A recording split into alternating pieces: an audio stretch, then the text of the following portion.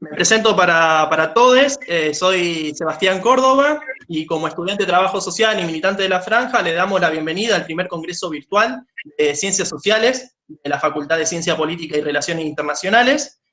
Bueno, hoy en esta charla que se llama Los desafíos del trabajo social, hoy contamos con la presencia de la doctora Alicia Saibene, doctora en Trabajo Social y Psicología, diploma posgrado Flaxo, Orientación Epistemología, grado en Epistemología, y la doctora Susana Casaniga, doctora en Trabajo Social, vicedecana de la Facultad de Servicio Social de la Universidad Nacional de Entre Ríos.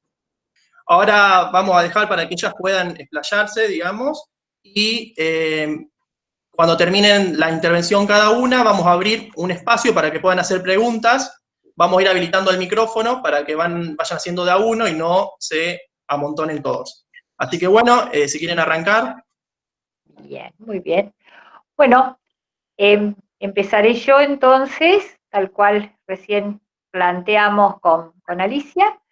Y bueno, y la idea es en primer lugar, bueno, saludarles a todas, a todos y a todes. Por supuesto que agradezco la invitación de los estudiantes, porque estos espacios, aunque son algo así como nuevos para nosotros, nos permiten compartir algunas reflexiones en momentos tan complejos. Yo creo que este momento, y esto no es para nada original, todo lo contrario, es un momento realmente inédito. O sea, ni siquiera los virólogos y los epidemiólogos pueden decir mucho acerca de. Y en ese sentido creo que la irrupción de esta pandemia, que en primer lugar aparece así revestida como un problema que tiene que ver con la enfermedad, yo creo que es una situación que supera ampliamente el tema de lo sanitario, perdón, y desde mi punto de vista es como que se está configurando como una cuña que nos exige ahora, pero creo que nos exigirá después, una revisión de todas nuestras prácticas sociales, ¿no? Me parece que eso es una cuestión a tener en cuenta en estos momentos. Creo que todos estamos tratando de pensar, mi postura es, el pensamiento siempre tiene que ser en el marco de lo colectivo, y que hoy por hoy nadie tiene, y lo digo constantemente cada vez que me invitan a estas intervenciones, que nadie tiene cerrada la posta, digamos, de lo que está pasando y demás. Lo que podemos hacer en todo caso son preguntas, son reflexiones, son apreciaciones, que insisto, entre todos, todes, podemos en todo caso encontrarle una perspectiva más amplia, una perspectiva más colectiva. Yo pensé en algunas cuestiones que tienen que ver con por ahí el tema más general y después plantear como algunas puntualizaciones que a mí me parece que merecen ser, entre tantas otras seguramente, pero las que yo creo que merecen una especial atención, no solamente ahora, sino como algunas advertencias a futuro. En primer lugar, y esto tampoco es para nada original, pero lo que yo creo que este momento, esta irrupción tan desconcertante, tiene que ver con algo que venía pasando y que quizás nosotros no le dimos toda la atención, o le hemos dado la atención, pero que quedaba como algunas cuestiones solapadas. Yo creo que en realidad nosotros hace bastante tiempo ya que venimos viviendo transformaciones estructurales, pero que hoy quedan justamente por el tema de la pandemia al descubierto, ¿no es cierto? Y queda al descubierto en forma absolutamente dramática.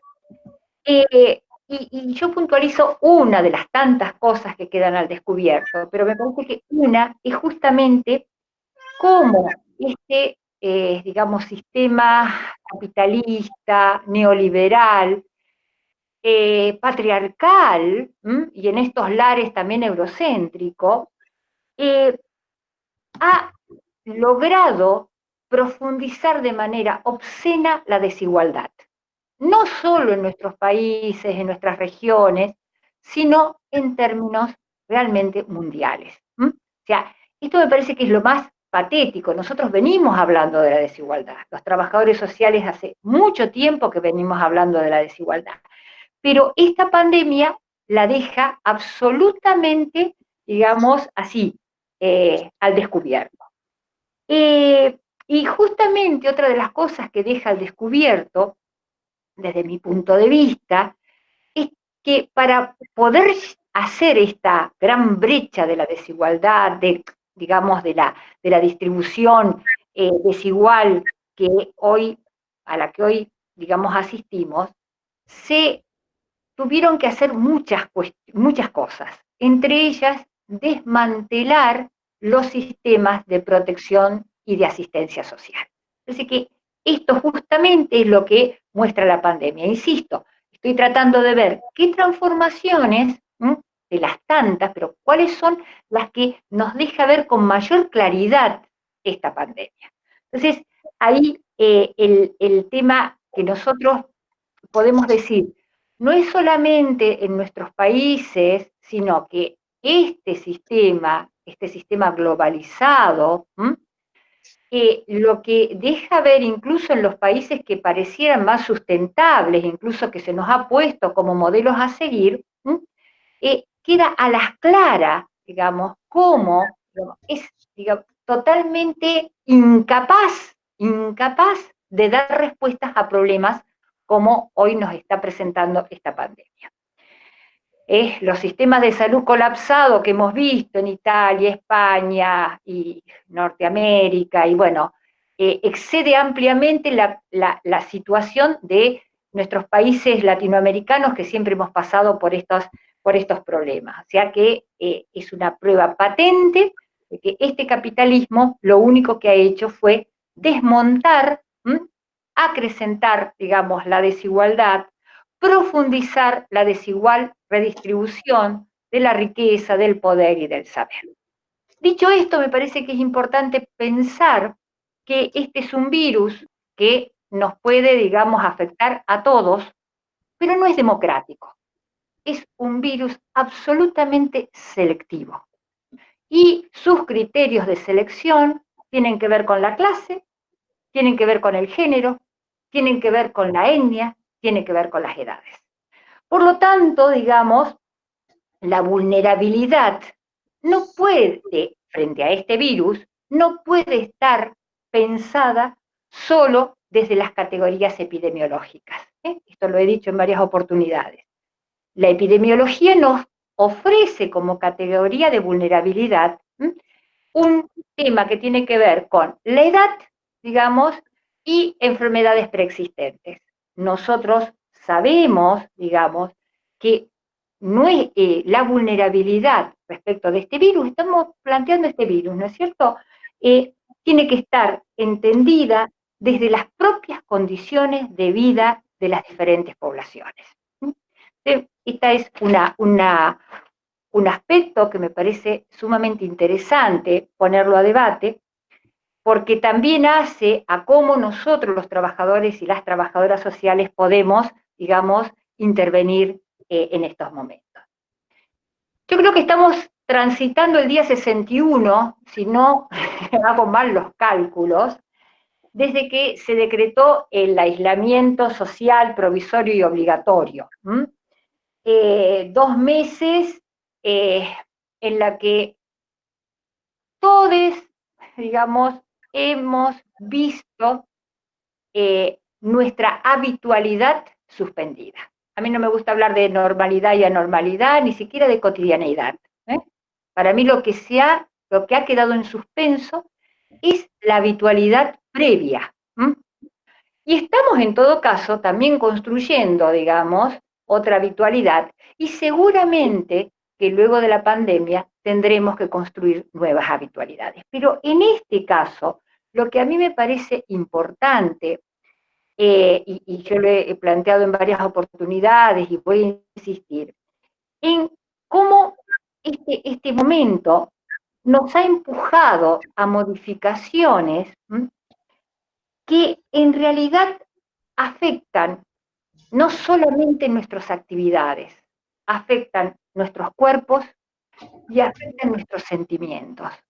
Esto me parece que todos estamos pasando por esa situación. Entonces, seguramente que somos muchos los que podemos estar viviendo un aislamiento, digamos, social, provisorio, obligatorio, en mejores condiciones, en términos de hábitat, en términos de ingresos, en términos de lo que pueda ser, que otros. Pero, digamos, en este sentido, lo que nos acerca es este impacto fuerte que estamos teniendo en nuestras propias subjetividades. Algo para tener en cuenta, para poder transitar de alguna manera estos momentos. Por eso siempre digo que estos encuentros también nos ayudan un poco a salir de esas situaciones que nos asfixian tanto. Y digo justamente en esta línea que es fundamental no habitualizar este momento, mantener una postura absolutamente crítica, pensando que, digamos, estamos en un momento transitorio, porque nosotros creo que de este momento podemos recuperar experiencias positivas, pero ojo, porque también, digamos, podemos sucumbir a otras experiencias, y después me voy digamos, a dedicar a esto un par de minutos, que son experiencias hijas del neoliberalismo. Entonces me parece que ahí también tenemos que estar pensando algunas cuestiones. En este marco, trabajo social, ¿qué? Siempre mirando estos 2 meses que hemos transitado, yo creo que como profesionales hemos pasado por diversos momentos también, ¿no? O sea, como hemos pasado, digamos, en toda la sociedad, ¿no? O sea, diversos momentos. Yo desde el Vamos planteé que la fortaleza, no lo planteé yo solamente, lo plantearon muchos colegas, que la fortaleza de nuestra profesión para intervenir en estos momentos estaba fundamentalmente centrada en los conocimientos, nuestros conocimientos. Nosotros teóricamente, y digo teóricamente porque por ahí no todos estamos en la misma onda, teóricamente tenemos un conocimiento profundo de las condiciones de vida de las poblaciones con las que trabajamos, ¿no? Y cuando digo esto, este tema del conocimiento tan profundo que tenemos, no solamente lo digo en términos más materiales o más descriptivos, no solamente conocemos profundamente qué población, con qué tipo de población trabajamos, su distribución por edad, sus situaciones de habitabilidad, sus cuestiones de hacinamiento, no solamente conocemos eso, sino, y a mí me parece que ahí está justamente uno de los fuertes de trabajo social, conocemos cómo viven esas condiciones de vida. O sea, cómo cada uno habita, cómo puede, de alguna manera, transitar una situación de hacinamiento, cómo puede transitar o no, digamos, una situación, digamos, determinada. Yo tomo como ejemplo siempre, no necesitamos los trabajadores y las trabajadoras sociales ser especialistas en vejez para saber que los viejos y las viejas, vamos, en todo caso me voy a incorporar, digamos, en la franja poblacional, vamos a salir a cobrar nuestra jubilación o nuestra pensión, aunque nuestro DNI no termine según, digamos, las disposiciones de los bancos correspondientes. ¿Por qué? Porque hay algo ahí en la vejez que hace a la necesidad de estar de poder hablar con otro y demás. Como tampoco, digamos, se nos escapa que en realidad, digamos, las personas que viven en un barrio no pueden estar, digamos, cumpliendo su aislamiento en sus casas, no se nos escapa la necesidad de la alimentación, no se nos escapan muchísimas otras situaciones, las situaciones de consumo, las situaciones de la tranza, o sea, hay una serie de aspectos que nosotros los trabajadores y las trabajadoras sociales conocemos o deberíamos conocer por lo menos. Y creo que ahí justamente está esa fortaleza. Cuando yo decía al principio que digamos, la vulnerabilidad, y siempre en relación al tema del virus, digamos, esta vulnerabilidad frente al virus, no es solamente, digamos, una cuestión de categoría, digamos, epidemiológica, sino que tiene que ver con las condiciones de vida. Estoy refiriéndome a esto, o sea, cómo nosotros, trabajadores sociales, podemos estar dando respuestas en ese sentido.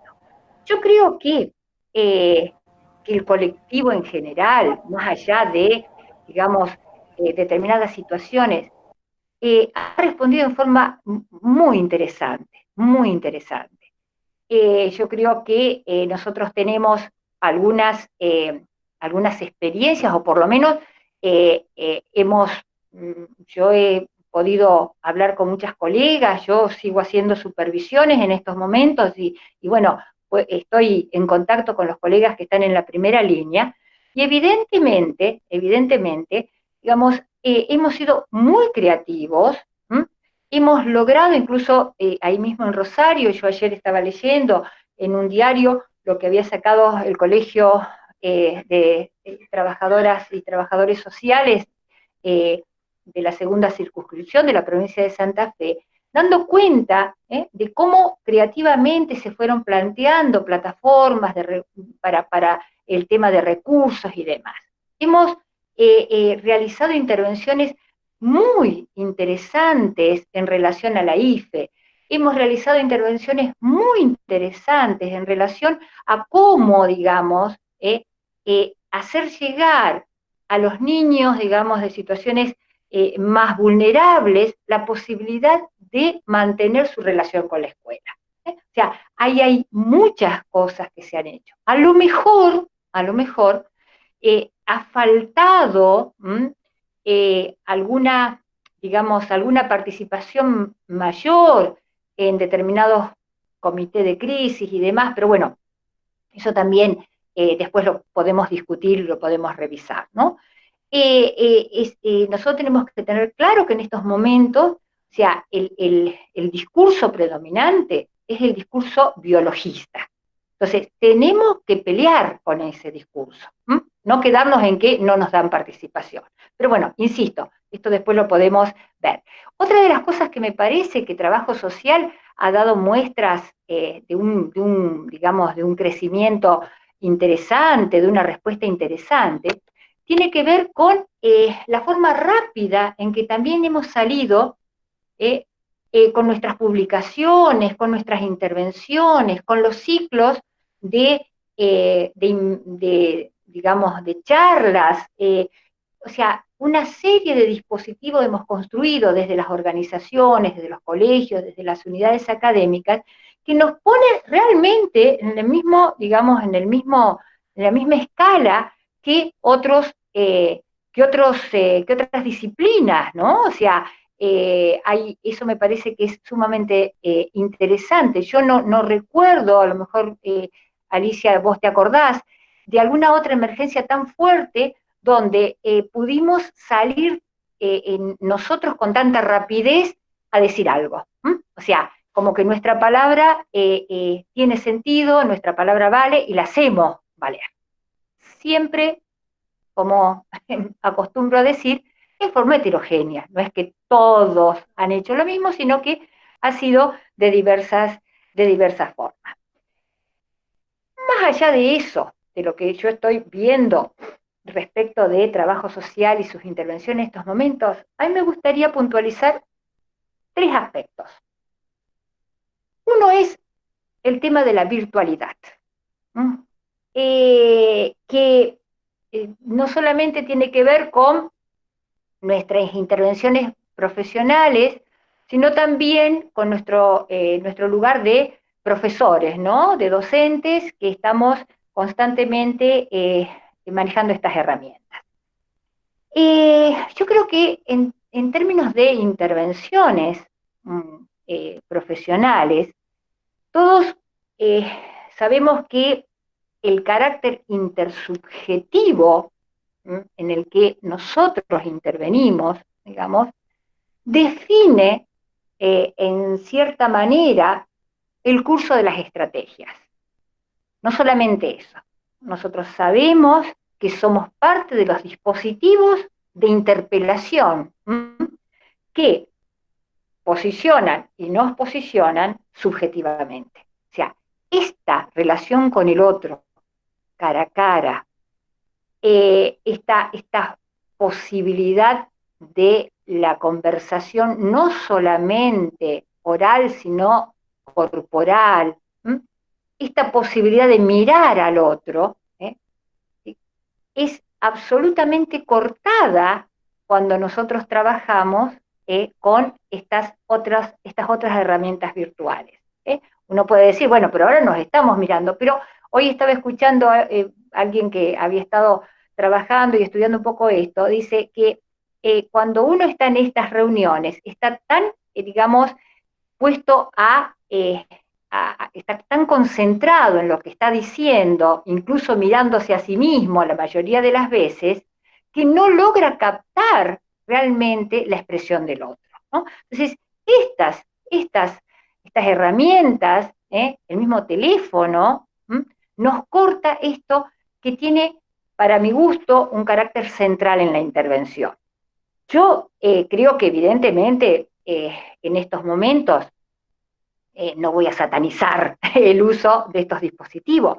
Lo que digo es que en realidad hay un nudo ahí que tenemos que analizar, un nudo ahí que tenemos que comprender, un nudo que puede estar pensado en todo caso como una cuestión transitoria para poder hacer un seguimiento hoy, que es tan importante, pero que creo no puede ser generalizado ni puede reemplazar a nuestras intervenciones cara a cara. Yo creo que además, digamos, el uso hoy mismo, en este momento histórico, el uso de estos dispositivos tienen que ser analizados en contexto. Cómo yo tengo que pensar si realmente el otro tiene acceso o no tiene acceso, qué tipo de problemática es la que yo voy a tratar por teléfono. O sea, si es violencia de género, ¿qué le voy a preguntar si el tipo a lo mejor, el violento, está al lado? O sea, hay una serie de cosas que no reemplazan nuestras intervenciones, digamos, tradicionales, ¿no? En este sentido, digamos, insisto, uno no puede satanizarla, pero debemos estar pensando claramente hacia dónde, digamos, planteamos esta discusión. Yo decía, estos dispositivos son hijos del neoliberalismo. Son dispositivos que fomentan, refuerzan el aislamiento, donde la noción de lo colectivo, la noción de lo común, queda también en suspenso. Yo tengo la ilusión de que otro está, digamos, del otro lado. Ahora, hablo en el sentido, digamos, que yo quiero, no hay una relación directa de diálogo para mi gusto.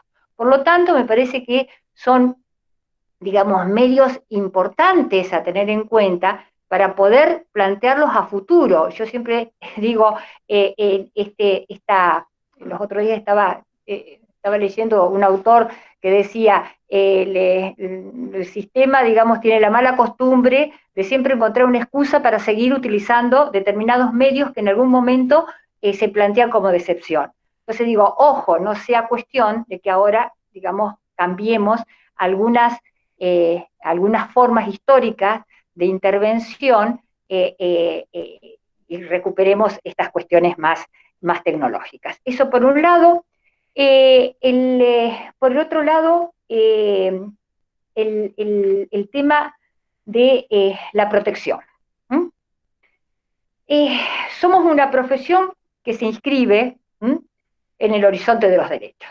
La misma FITS, la Federación Internacional de Trabajo Social, ha planteado hace unos años atrás, no más de 3 años, no recuerdo bien, que trabajo social tiene como horizonte, digamos, los derechos. Ahora, hay formas y formas de comprender los derechos, pero es un inicio interesante, el tema de los derechos.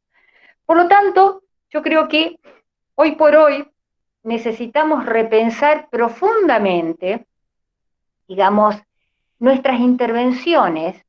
¿Por qué? Porque estamos caminando en lo que yo llamo esa delgada línea entre derecho a la protección y control social. Eso me parece que es central.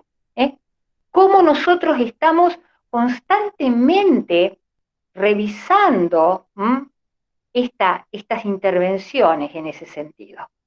Porque el derecho a la protección puede hacer que yo, digamos, termine haciendo control social. O sea, cómo este par, derecho a la protección, control social, está tan absolutamente intrincado y merecemos, digamos, una reflexión desde mi punto de vista ética para poder discernir nuestras intervenciones. En ese sentido, yo digo, el punto es cómo hay una forma, además de esto de reflexionar éticamente, yo creo que la forma para poder mediar esta tensión es incorporar al otro. O sea, ¿qué es lo que dice, piensa, quiere, siente ese otro con el que estamos trabajando? O sea, es una forma. Me parece importantísimo que nosotros, digamos, protejamos a los viejos y a las viejas.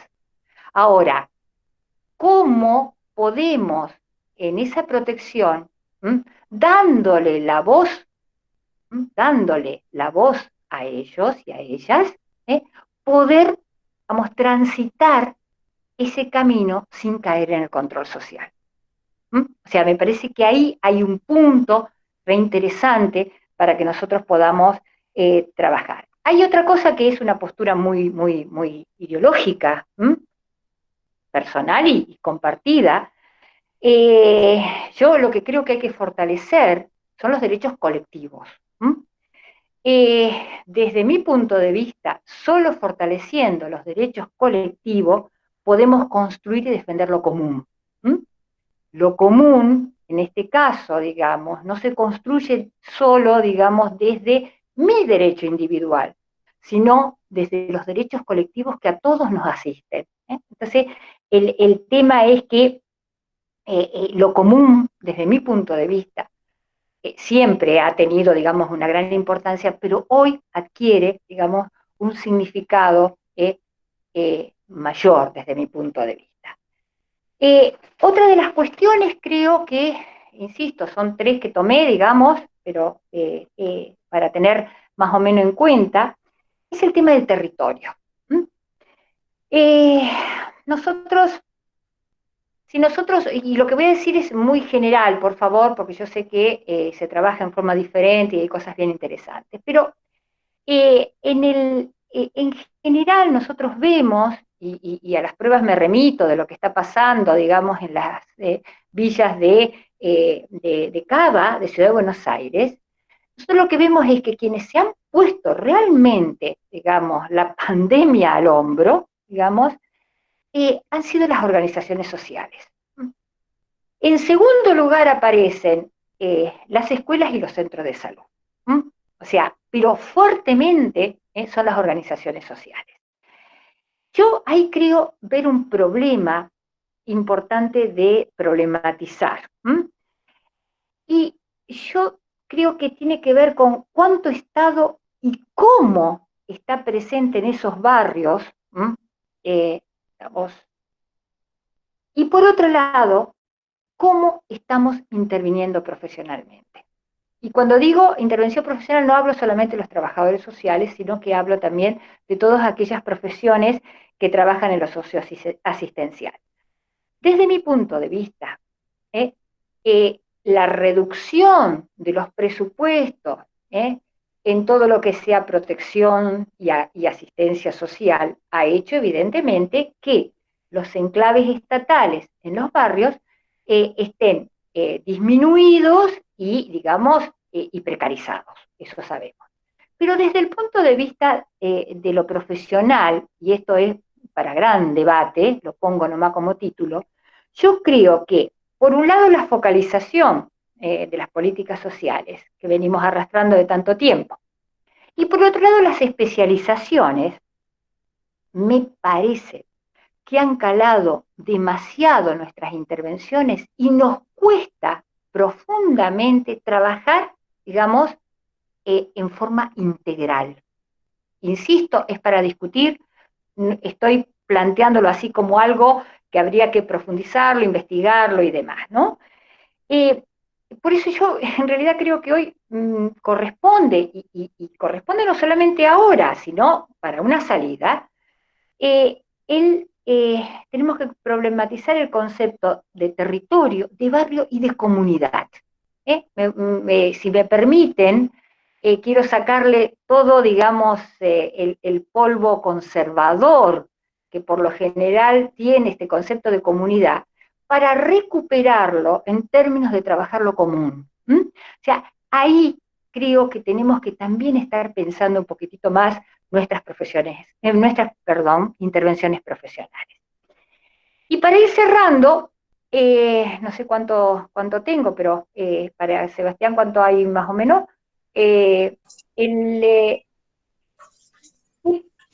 ¿Cuánto? 5 minutitos y ya ahí cerramos y arranca Alicia. Perfecto.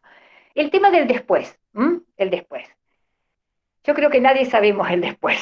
O sea, es muy difícil pensar el después, aunque, digamos, corresponde pensarlo. Pero pensarlo digamos, en una cuestión muy, muy abierta, ¿no? Finales absolutamente abiertos. Y cuando digo finales, es en términos de pasar la pandemia y pensar en inicios de nuevos momentos. Yo creo que de acuerdo a ciertos autores que vienen discutiendo, digamos, hay como diferentes escenarios que estos autores plantean. Y yo creo que nosotros tenemos que discutirlos bueno, y ver cuál es el que nosotros creemos que puedan dar. Uno, digamos, viene de la mano de quienes plantean que vamos hacia una sociedad de control. O sea, este tema del control es sumamente fuerte para algunos autores, Agamben, etcétera, etcétera, Espósito incluso, que me llama la atención, pero bueno, también varios autores plantean esto, ¿no?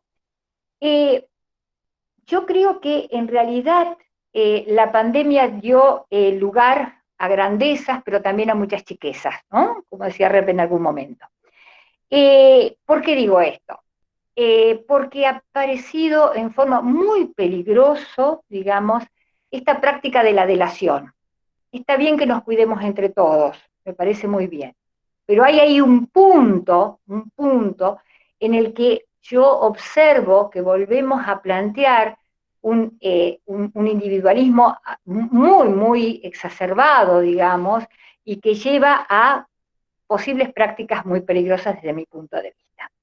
Otro de los escenarios es la reposición del Estado como centro regulador de la vida social. Y ahí también tenemos diferencias, o sea, por un lado, aquellos que dicen el Estado se va a volver absolutamente totalitario, el coreano Han, creo que es, no me acuerdo nunca cómo se pronuncia, dice algo al respecto, o sea, no va a haber vueltas en ese sentido, y otros, digamos, que están planteando, digamos, la vuelta a un Estado protector, a un Estado que no va a ser lo mismo que el Estado de bienestar que algunos países supieron, digamos, gozar, pero que en realidad, digamos, un Estado que va a plantear más el tema más keynesiano y demás.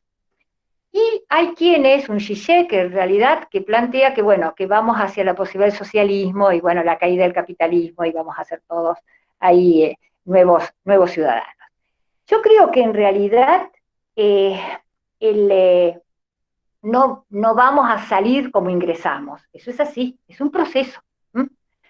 Creo que hay algo que me parece importante. Yo no creo que cambien absolutamente las prácticas en el sentido más de la subjetividad, estoy hablando. En la Argentina, como en el mundo entero, se ha construido una subjetividad, digamos, muy individualista, muy egoísta, muy neoliberal, si se quiere. Ahora, digamos, también podemos estar pensando que quienes siempre hemos planteado la importancia de apostar por la construcción de sociedades, por lo menos más justas, podamos en estos momentos sumarnos y avanzar al respecto.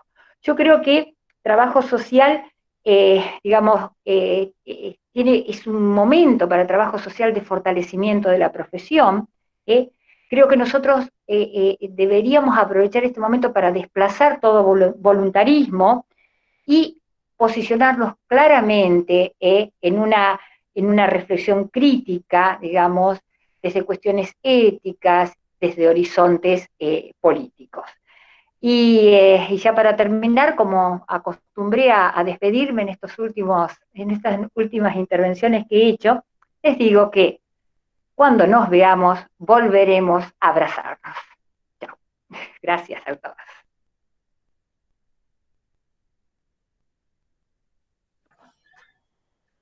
Muchas gracias, Susana. Alicia.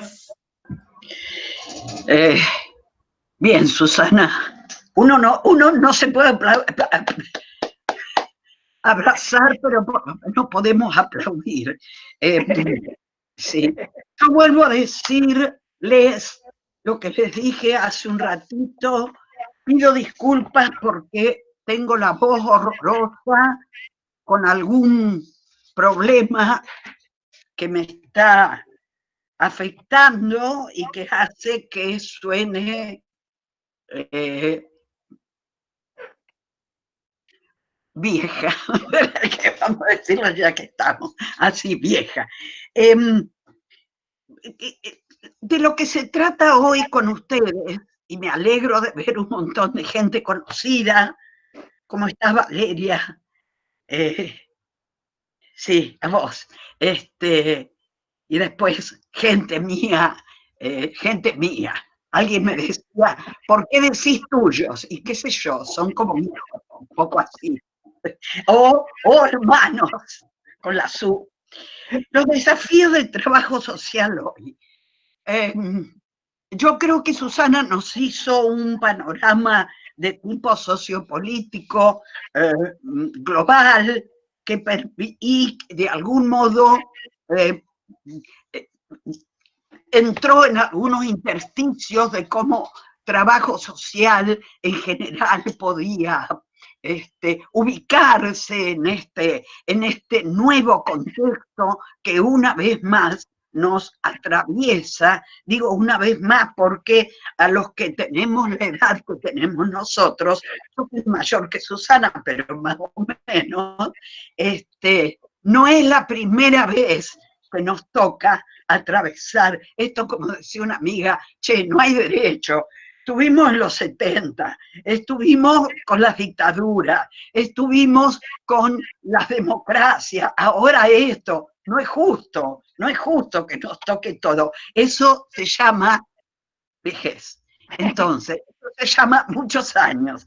Entonces, a mí me gustaría, yo como planteé hoy, conversar con ustedes, a mí me gustaría empezar recordando, yo a algunos de ustedes no los he tenido como estudiantes, Sebastián, creo que empezaste conmigo, pero yo rápidamente me jubilé y hay gente acá a quien yo no tuve como estudiante, pero sí mis continuadoras, que han sido mis discípulas.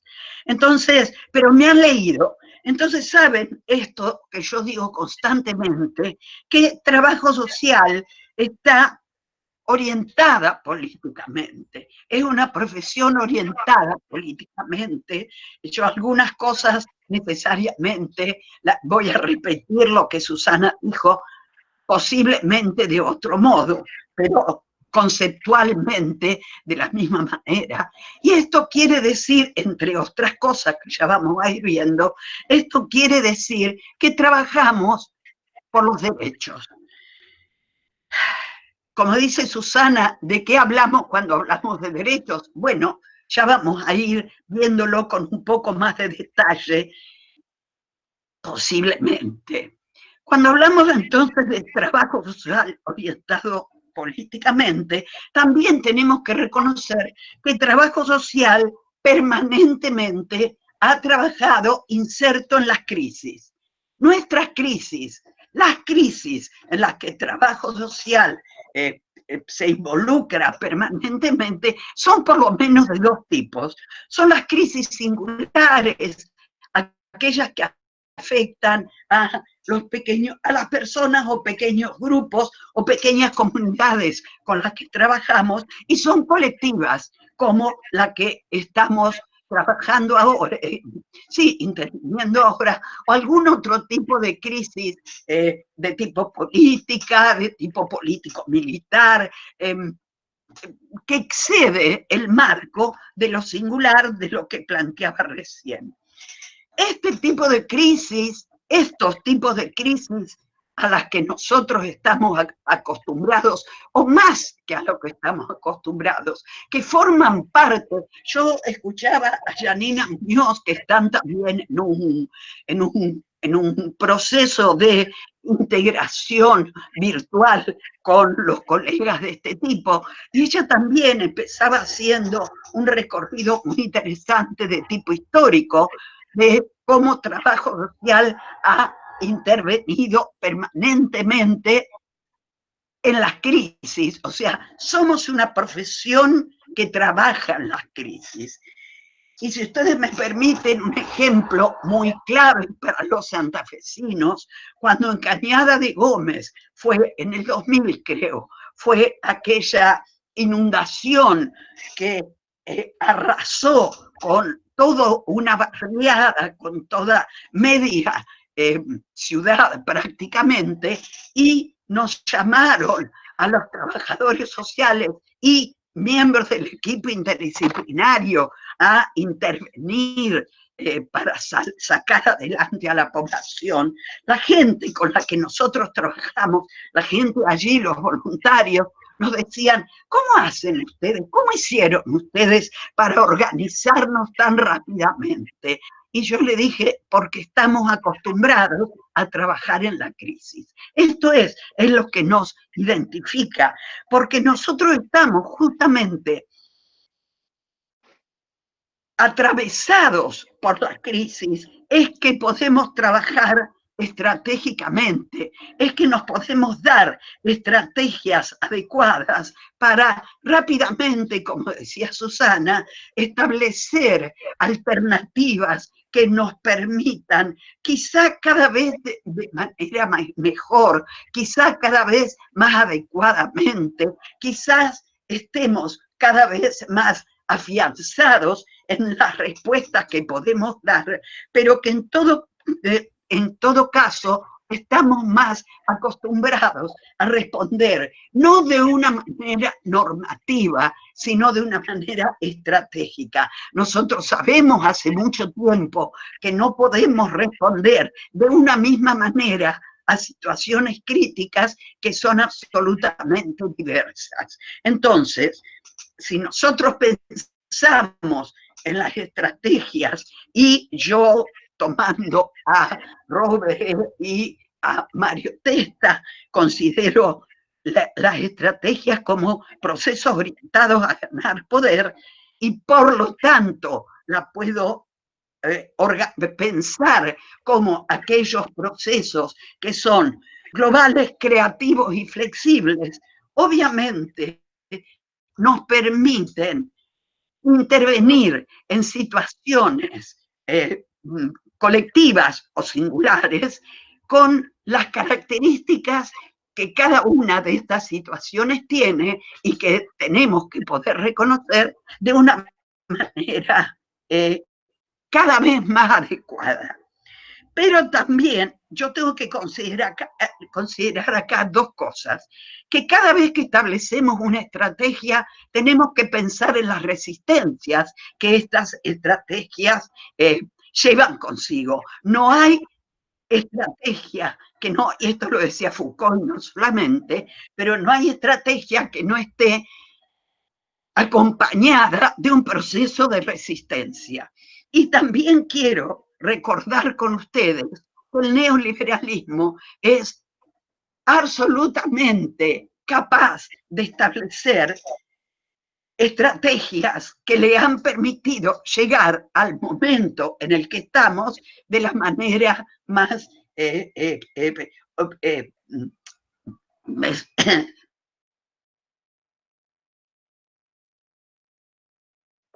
dominante en la que se ha instalado. Por lo tanto, lo que nosotros hacemos desde nuestro lugar es establecer estrategias que se convierten, que son, no que se convierten, que son una forma de resistencia, que son estratégicamente resistentes y que tenemos que reconocer absolutamente que desde el neoliberalismo, el COVID-19 es otra forma de establecer dominación. ¿Por qué? Porque vino desde los ricos a llevarse por delante a los viejos y a los pobres. Entonces, lo que a mí me gustaría aquí, dichas estas cosas, lo que a mí me gustaría aquí es pensar con ustedes que nosotros no podemos reconocer una realidad homogénea, yo lo dije antes. Tenemos que reconocer una realidad social absolutamente compleja y entender que esta categoría, la de complejidad, una categoría posmoderna, incluye, no nos olvidemos, desorden, incluye caos, pero al mismo tiempo incluye construcción social, construcción conceptual, e incluye diversidad. ¿Por qué yo digo y recuerdo con ustedes estas cosas? Porque me parece que nosotros tenemos que dar por tierra con esta forma que todavía nuestros colegas, muchos de nuestros colegas trabajadores sociales sostienen, que es la de la armonía, que es la del orden y progreso, el orden o el control social, como decía Susana, como forma de pensar la intervención profesional. Entonces, yo quisiera recordar con ustedes, porque no puedo alejarme mucho de lo que es mi oficio, de lo que es mi métier, que es la cuestión crítica, la cuestión epistemológica. Yo quiero recordar con ustedes lo que decían allá por el 91 Deleuze y Guattari, que la realidad no es natural, no es autoevidente, sino que es construida. Y si es construida, tiene la capacidad de ser deconstruida, de ser interrogada, de ser crítica. Entonces, esto es lo que hacemos en trabajo social desde nuestra posición. Ser críticos, pensar un trabajo social crítico, un trabajo social que reflexione en profundidad. Tenés el micrófono abierto y escucho tus comentarios, Susana. Sí, claro, así. No sos vos, no sos vos. Entonces alguien es por ahí, pero vos estás muda.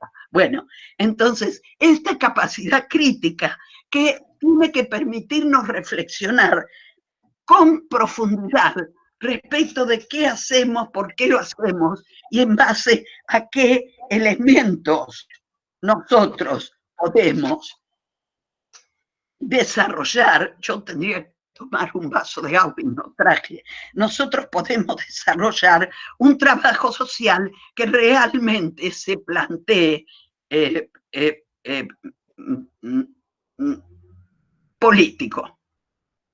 políticamente, orientado políticamente, como dije al principio.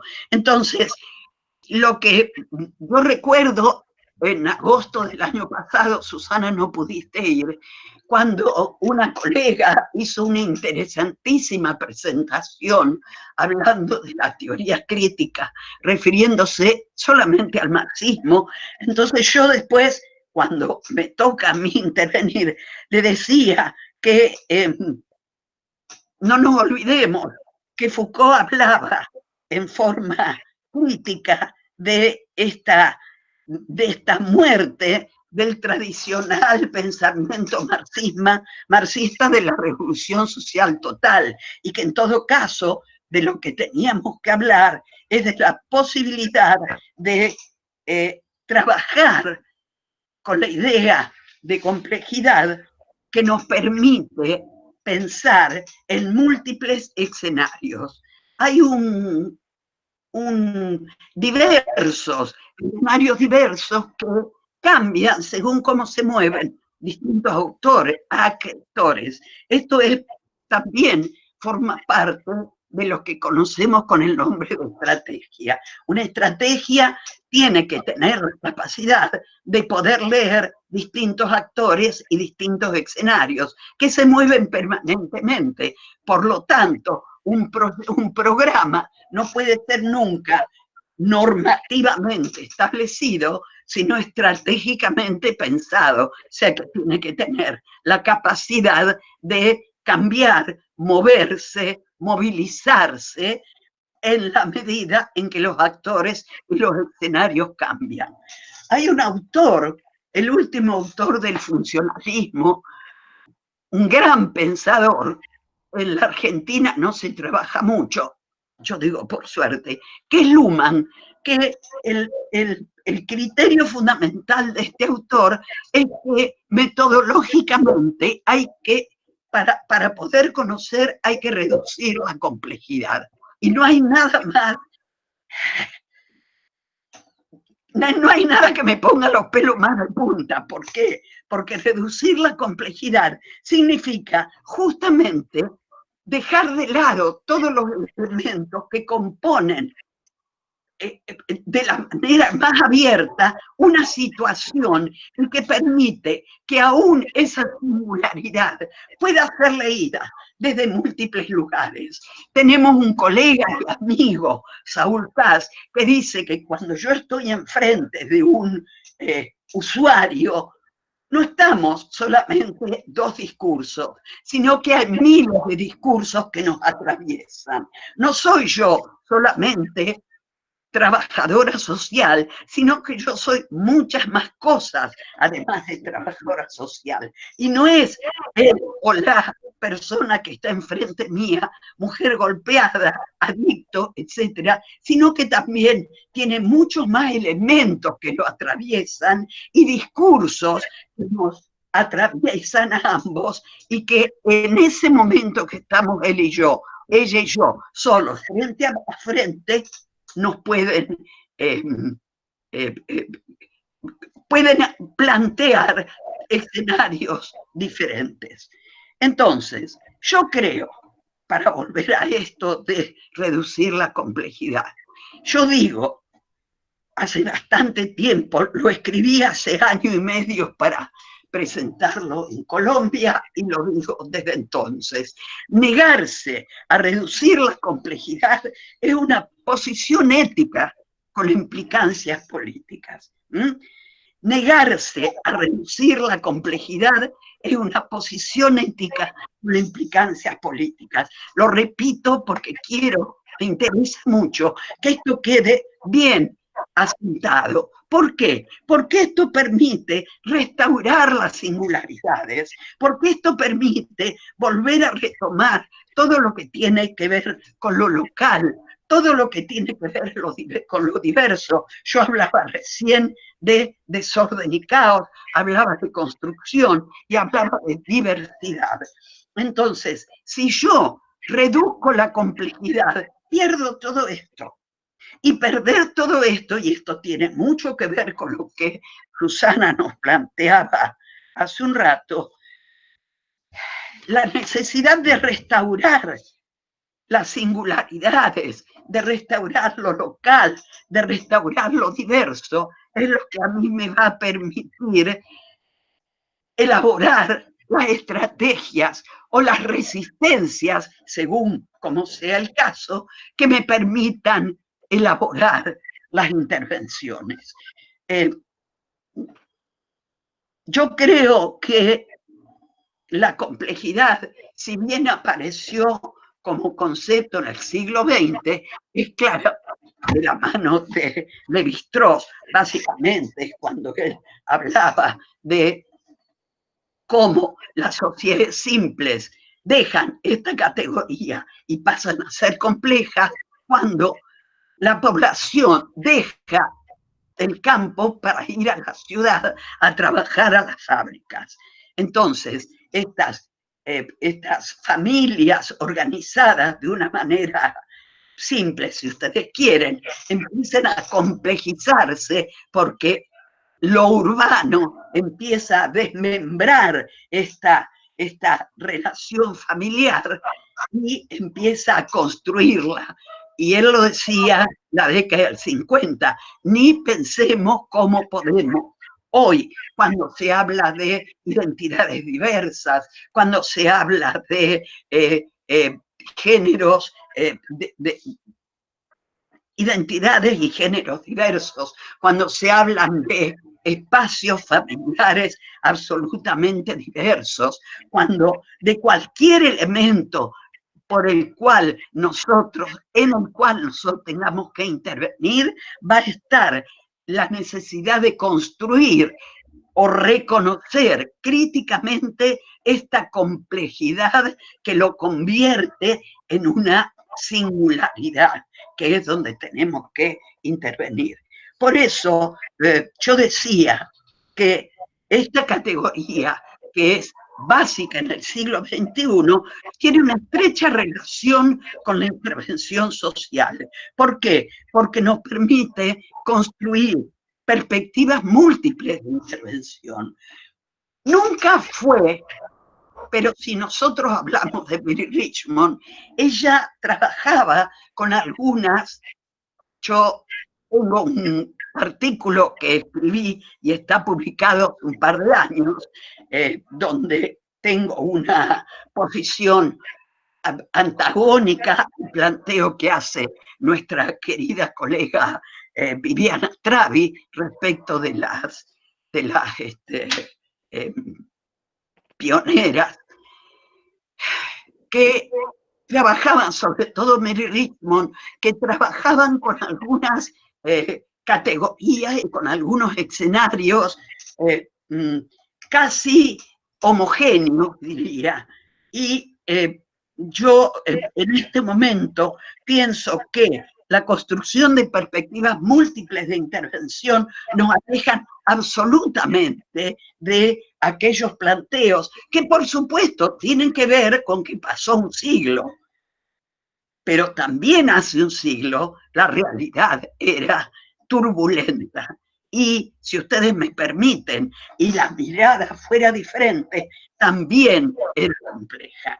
Entonces, para mí, la capacidad de construir perspectivas múltiples también va acompañada de una serie de conceptos como el poder o las relaciones de poder, como las estrategias que son procesos orientados para ganar poder, como ya lo planteé, de la intersubjetividad, la posibilidad de articulación de distintas subjetividades y que nos permiten también hablar de dispositivos en lugar de hablar de programas, porque los programas suelen ser muy normativos muy homogéneos, mientras que los dispositivos responden a una lógica más heterogénea, más estratégica, y sobre todo, si nosotros pensamos en esta conceptualización que hace Foucault de dispositivos, son redes discursivas y no discursivas que permiten en una situación determinada articular una serie diversa de elementos que nos permiten interactuar en estos momentos. Yo quisiera aquí recordar a nuestros colegas que están en la primera línea de atención del coronavirus y que en esta mirada que ya mencionó Susana, en esta mirada tan biologicista que tiene la atención del coronavirus, que se pierde de vista los determinantes, los múltiples determinantes sociales, también se pierde de vista el trabajo social.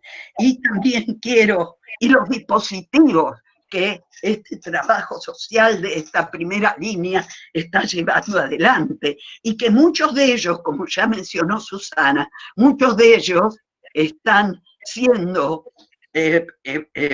puestos a la luz, reflexionados y mostrados, como para que nosotros podamos, aunque sea dentro del campo disciplinar propio, podamos verlo. ¿Por qué digo campo disciplinar propio? Porque desde el Colegio de Trabajo Social de esta circunscripción, de la zona sur de la provincia, desconozco si los de la primera circunscripción también lo han hecho, pero se han armado redes y dispositivos específicos de tipo interventivos, pero también de tipo de reflexión, que son los que hacen que nosotros podamos pensar y acompañar a nuestros colegas de diverso modo.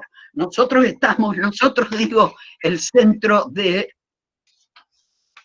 Investigación en campos de intervención de trabajo social que yo dirijo, estamos trabajando arduamente en la elaboración de un libro digital que va a ser editado rápidamente por nuestra universidad, donde muchas de estas cosas van a estar puestas ahí, van a salir a la luz, van a estar puestas en primera plana. Yo no quiero dejar de recordar lo que una de nuestras colegas también trabaja muy férreamente, que son los cuidados paliativos.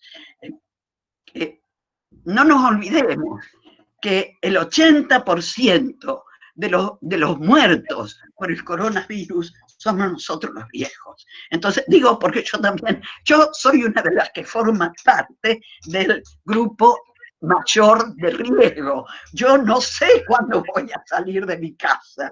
La verdad es que estoy así. Por suerte, yo vivo en una buena casa, tengo una hermosa terraza y puedo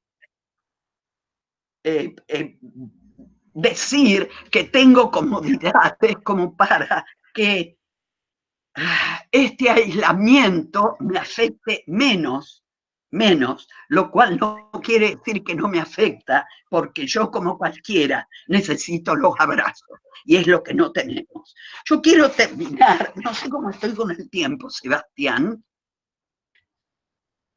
¿Cómo estoy? Más o menos bien. Yo quería terminar con una referencia a Nora Merlin en este libro maravilloso. Sí, también puedo mencionar al coreano Han, que dice que la situación actual de las democracias con el coronavirus se va a ver sumamente afectada, pero no sabemos de qué modo. Pero yo quiero hacer ahora una referencia a esta compañera psicoanalista argentina, joven, pero tan tan brillante, que es Nora Merlin. Muchos de ustedes ya la conocen, la estudian, la han visto, pero me interesa terminar con esto que ella dice. No nos olvidemos que el neoliberalismo es una concentración simbólica de sentidos que se imponen y construyen la opinión pública, la sociedad y la verdad en una batalla cultural desigual. Como corolario de esto, la subjetividad es manipulada y producida por el marketing, reducida a una cifra y sometida constantemente a procesos de uniformidad y homogeneización. Por eso ustedes comprenderán por qué a mí me interesa tanto y yo insisto tanto en pensar en términos de complejidad, en términos de diversidad y en términos de estrategia, justamente para pensar que nuestras subjetividades, como forma de evitar ser manipuladas, necesitan ser críticas, y para ser críticas necesitan ser reflexivas. Para ser reflexivas necesitamos poder poner en cuestión todas aquellas representaciones, como decía Castoriadis, todas aquellas representaciones que la gente cree que son verdades. Por lo tanto, si nosotros somos capaces de ser críticos, tenemos la capacidad profesional y disciplinar de poder establecer las estrategias más adecuadas para acompañar a la población en momentos como estos. Ya está. Gracias. Yo termino acá. Bueno, muchas gracias, Alicia. Perdón, antes se me había tirado la computadora y no podía contestarte. Bueno, ahora vamos a habilitar, para si quieren hacer algunas preguntas, escriban, digamos, quién quiere hacerlas y yo leo por el chat. Yo un segundo voy a buscar agua. Dale, dale.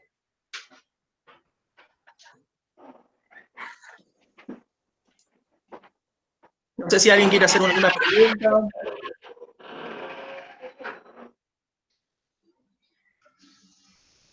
Antes Carlitos Luque nos había preguntado si iba a estar este espacio.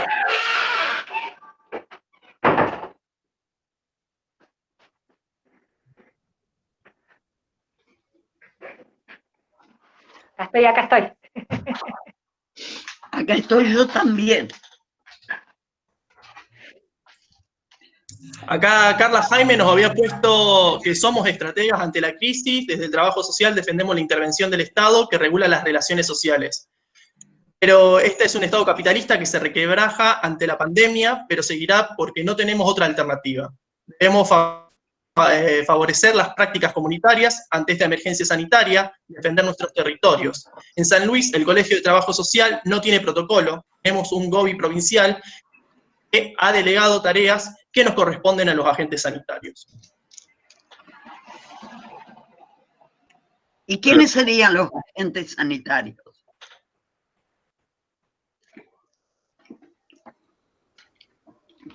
Buenas tardes, perdón la interrupción, no sé si hay que escribir la pregunta, si la puedo hacer en persona.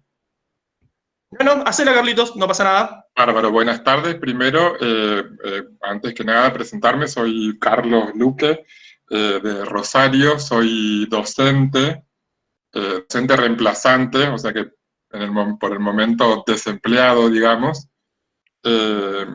estudiante de trabajo, de la licenciatura en trabajo social.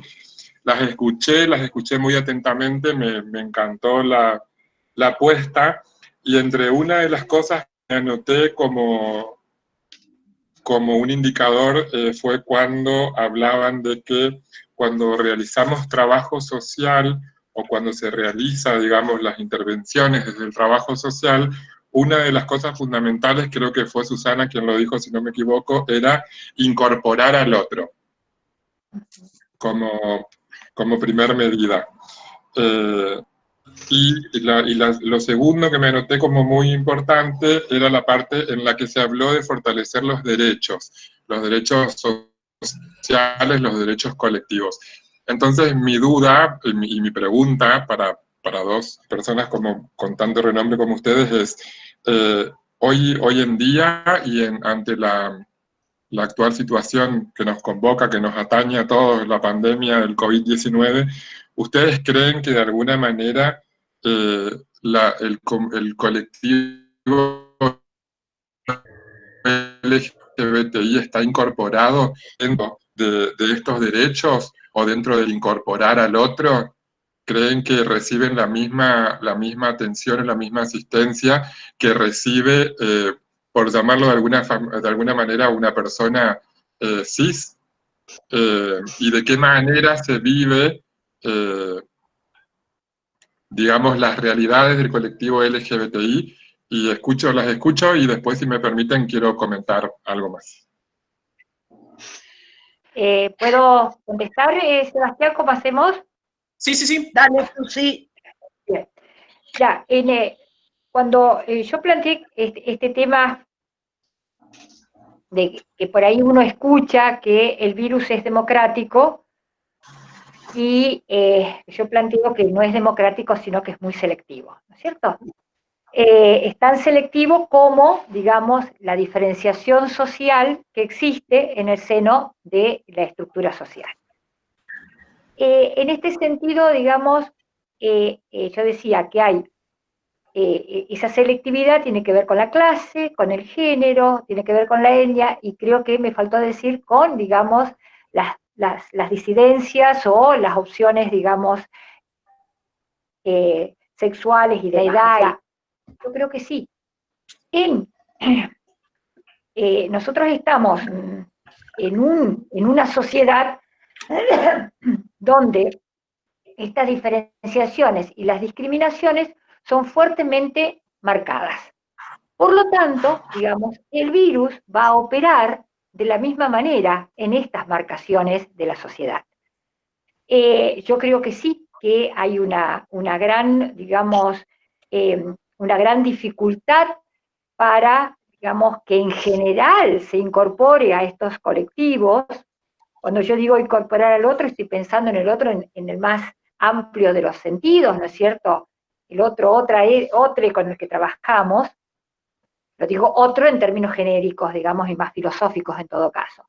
Pero claro que sí, claro que ahí hay algo, digamos, del orden de, digamos, de la discriminación que va a jugar muy fuerte también, digamos, a la hora de las protecciones, entre comillas, ¿no? Yo he visto algunas notas donde, digamos, aparece fuertemente el reclamo de que no están, digamos, pudiendo llevar adelante sus propias condiciones de vida y demás de este colectivo. O sea que me parece que sí, que hay ahí algo del orden de lo estructural. Dicho de otra manera, o para sintetizar, mejor dicho, nosotros vivimos una sociedad altamente diferenciada, altamente discriminativa, altamente individualista. Por lo tanto, en estos momentos, las protecciones hacia determinados sectores van a estar en consecuencia, digamos, con estas diferenciaciones previas. O sea, esto me parece que es así. Y respecto a lo que decía antes la compañera, o el compañero no sé quién, respecto del capitalismo, es cierto, yo siempre digo, y en esto con Alicia compartimos generación, que yo cuando tenía 15 años, imagínense la cantidad de años que hace de esto, a mí me decían que eran los últimos estertores del capitalismo. Yo les estoy hablando del año 68. En el año 68 hablábamos de los últimos estertores del capitalismo. Más resulta que pasó mucho tiempo y sin embargo este capitalismo se sigue, digamos, se sigue regenerando. O sea, esto no quiere decir que estamos condenados a eso. Yo me niego a pensar que estamos condenados a eso. Yo creo que siempre hay posibilidades de apostar y de seguir pensando y creyendo que otras sociedades son posibles, ¿no? Pero es cierto, fíjense ustedes, y esto, algunas cosas las decía Alicia, respecto de los medios de comunicación y demás. Si ustedes se ponen a ver hoy las propagandas que pasan por televisión, cómo, digamos, todas las, digamos, los bancos, las cadenas de supermercados, determinados productos, o sea, todos toman de una manera además muy, muy interesante, uno se siente involucrado en las cosas que dicen respecto de la pandemia y de cómo podemos salir todos de esta, pero para venderte el producto. ¿No? O sea, es algo impresionante si uno se pone a ver cómo juegan esto que decía, también lo traía Alicia, cómo constantemente se va regenerando a favor, en todo caso, de este capitalismo. No obstante, creo que no hay que seguir apostando. Y respecto a los colectivos hay que seguir discutiendo y hay que seguir planteando y defendiendo los derechos de todos. No sé si te contesté, Carlitos. Sí, la verdad que contestaba la pregunta y nada, solamente contarles un poco, digamos, la realidad es que acá el colectivo LGBTI, pero sobre todo el colectivo trans, hoy en día es una de las poblaciones más afectadas. No es un secreto ni mucho menos que la mayoría de las chicas trans, por discriminación, porque no tienen otras posibilidades o porque no se les permite otros espacios, hoy en día viven del trabajo sexual y ante esta pandemia claramente no están trabajando. Entonces, también formo parte, orgullosamente, de una fundación, Fundación para el Cambio Social, y a través del programa de la UNR, hoy en día nos encontramos repartiendo todos los días viandas que de alguna manera se las hacemos llegar, digamos, en persona o a través de los referentes a las chicas trans, porque hoy en este contexto realmente no tienen para comer, y la verdad que la realidad es tristísima, y es por eso que, digamos, que quería saber, digamos, cuál era su postura respecto de esta inclusión y de qué manera, digamos, se podría llevar adelante un trabajo en equipo, un trabajo colectivo, un trabajo de territorio que permita, digamos, afianzar políticas, digamos, sociales de bienestar para toda la comunidad. Justamente como vos dijiste, el otro, pero el otro en todo el sentido de la palabra el otro, no el otro del que está aceptado socialmente y del que no está marginado y del que tiene dónde dormir y el que tiene que comer. Era solamente por eso. Y repito mi agradecimiento porque verdaderamente fue un placer escucharla, a ambas. Gracias. Carlitos, yo lo que quería, Carlitos, digo porque te leo, ahí dice Carlitos.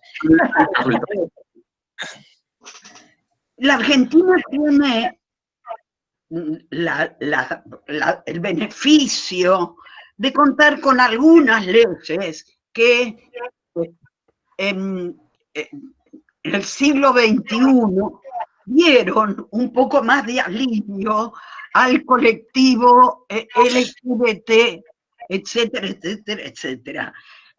Yo siempre hablo con mis estudiantes, hablaba con mis estudiantes, yo me jubilé en el grado hace 2 años, y yo pertenezco al colectivo LGBT, pero yo siempre les contaba a ellos que antes de que salieran esas leyes,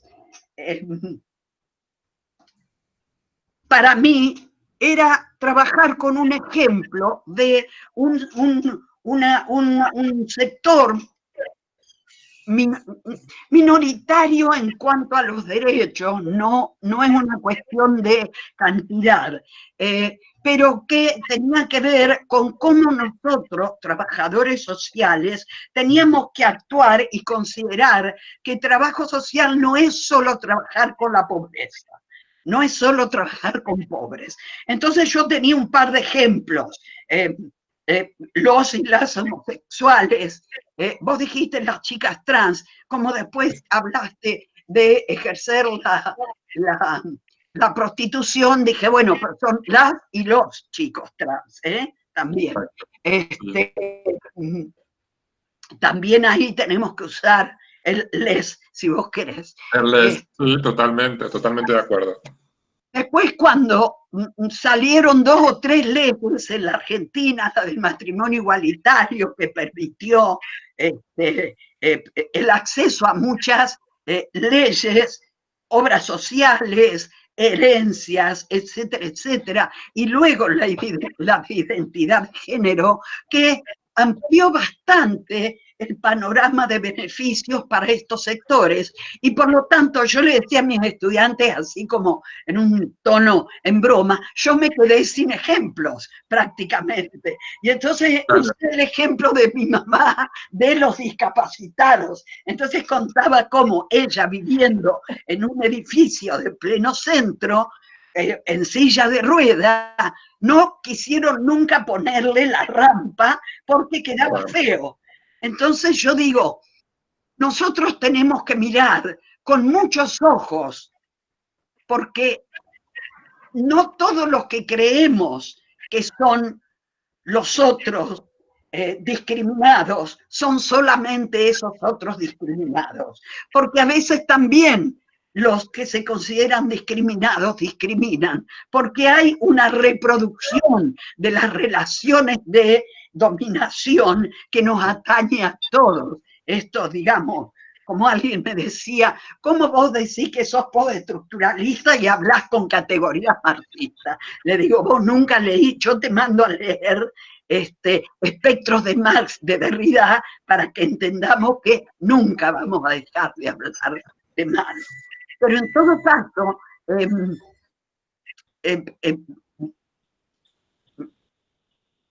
cuando yo hablaba, yo la marqué acá cuando estaba hablando Susana, yo hablé de intersubjetividad. La intersubjetividad es el producto de poder reconocer no al otro solo, sino a los otros. Entonces, esta posibilidad, que además nos la da el lenguaje es como le hace la crítica, la crítica del texto Jorge Alemán a Nora Berlin, esta posibilidad que nos da el lenguaje de reconocernos y construir realidades distintas a las que nos quieren hacer vender o hacer comprar. ¿Cómo sería? Hacer comprar, porque hacer comprar. Hacer comprar. Entonces, el lenguaje nos permite construir intersubjetivamente. Y esto es una cosa muy interesante y es algo que en trabajo social se trabaja muy poco. En trabajo social nosotros hablamos de positivismo, hablamos de marxismo, ahora estamos hablando de postestructuralismo, hablamos de postcolonialismo, decolonialismo, y nos olvidamos de hablar de las grandes tendencias interpretativas que desde lo lingüístico nos interpelan, nos ubican como seres, no solo como seres hablantes, sino también como seres deseantes, nosotros y aquellos y aquellas con los que trabajamos. Entonces, me parece que eso también hay que tenerlo en cuenta. Muchísimas gracias, clarísimo, me encantó, muchas gracias. Gracias, Carlitos. Bueno, voy a leer 2 cositas más que pusieron acá en el chat. Si alguien más quiere hacer alguna pregunta, avise. Marisa nos había puesto, solo quiero decir la importancia de la universidad y los colegios profesionales para interrogarnos políticamente, para no perder ese horizonte de los derechos, para no cerrar...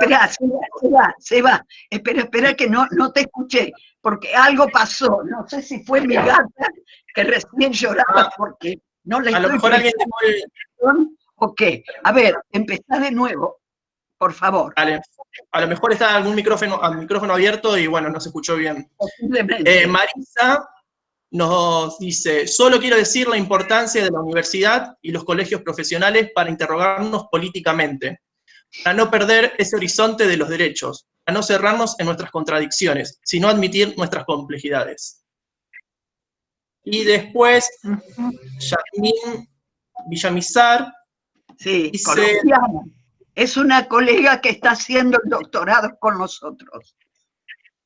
bien, debemos pensar en la autorregulación, la subjetividad pensada desde lo normativo, lo cual preocupa en el sentido de la intervención del trabajo social en procesos de potenciar la conciencia colectiva, y lo cruel de la pandemia es que lo empeora lo peor de la sociedad, el hambre, la pobreza, las desigualdades, etc. Lo empeora todo. Eso, claro, esos son comentarios, no son preguntas. No, son comentarios que quería hacerlos. Ok. No sé si alguien más quiere hacer una pregunta como para ir cerrando, porque ya nos hemos pasado el tiempo. Así que si quieren, hablen ahora, y si no, cerramos acá. No callen para siempre. Hay unos cuantos comentarios muy interesantes. Sí. Sí, sí, saludando. sí. Bueno, Sí. entonces, para ir cerrando, agradecerle a ustedes, Susana, Alicia, por haberse sumado a este primer congreso de Ciencias Sociales, digamos que también nos pone a prueba esta tecnología. Y bueno, y también agradecerle a todas las personas que se sumaron a participar. Y obviamente estos videos los vamos a estar subiendo para que si alguien se perdió alguna parte o alguien también quiere verlo, lo pueda ver y pueda acceder al video. Así Sí, que desde ya, muchas hay gracias. mucha gente que me pidió si lo iban a grabar. Yo calculé que sí, porque Google Meet graba y ahí veo que se está grabando. Sí. Así que apenas termine el congreso, subiremos todos para que la gente que no pudo participar pueda verlo. Sí, yo quiero agradecerles a ustedes la posibilidad de que nos podamos comunicar con los estudiantes. Yo hace 2 años que me jubilé y que no estoy con los chicos del grado, y la verdad es que los extraño muchísimo. Y por otro lado, compartir con Susana, con quien no sé cuánto hace, más de 30 años que estamos juntas peleando para esto. ¿Tenía que decir o no tenía que decirlo? Pero bueno, no sé cuándo nos conocimos, por allá por el 89 o 90, o sea, más de 30 años, 88 o por ahí, y entonces compartir con ella hoy, sabiendo yo lo que iba a decir o no, sabiendo ella lo que yo iba a decir o no, pero en todo caso sabiendo cómo es el fondo de lo que estamos sosteniendo, porque es lo mismo que venimos peleando desde los 70. Yo creo, y eso es lo que quiero reivindicar, con todo lo que eso significa. Simplemente también, si me permitís, Sebastián, o sea, digamos, agradecerles esta oportunidad y también la posibilidad digamos, de compartir con Alicia, y bueno, y sabiendo que estamos ahí haciendo caminos, y en la medida en que podamos seguir caminando, vamos a seguir fortaleciéndonos. Así que un abrazo a todos y a todas y a todos. Gracias. Bueno, gracias de vuelta a ustedes dos por estar participando, y nos estaremos viendo alguna próxima charla que tengamos, que podamos armar para seguir estando en contacto. Ok, Seba, el chat, ¿queda o cómo es? Porque yo no lo puedo leer mucho, Bien. lo voy leyendo por partes. Sí, queda. Sí queda, ahí dice. Bueno, gracias chicos, gracias a todos, y a todes, y a todas. Y Valeria, un gusto verte de nuevo. A vos, Valeria Bergamasco, te digo, que apareces así. Y a la Su, que está ahí también, siempre firme. Yasmín, que está ahí. El Rodri. Un abrazo. Tanta gente tan querida, que me gusta tanto ver cómo nos acompañan. Así que Les dejo un beso muy grande a todos. Y bueno, nos vemos pronto. Un besazo. Corazón. Bueno, muchísimas gracias y le mando un abrazo virtual. A vos también, querido. Muchas gracias.